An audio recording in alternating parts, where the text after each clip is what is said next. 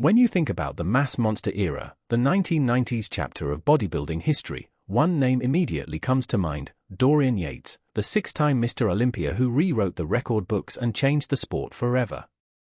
But Yates' story is not just about himself, it's also about the rivals who pushed him and the way he saw them. One of those rivals was Kevin Levrone, a bodybuilder of remarkable aesthetics, charisma, and raw talent.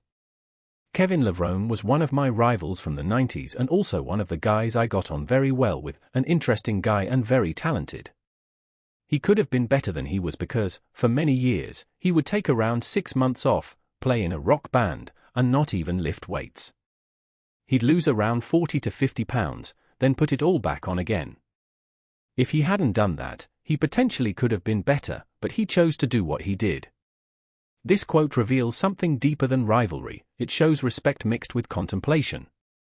Yates didn't dismiss Levrone as just another competitor, he acknowledged his talent, his personality, and the unique choices he made during his career.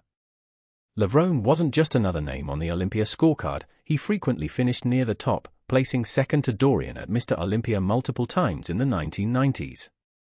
Yet what set Levrone apart was more than his competitive results.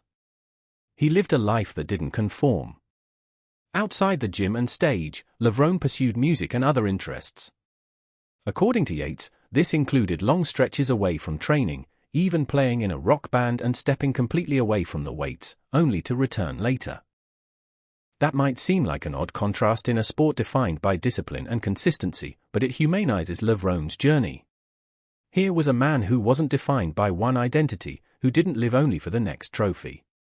His choices may have cost him a Sandow Trophy at Mr. Olympia, the pinnacle of bodybuilding success, but they also made his career uniquely his own.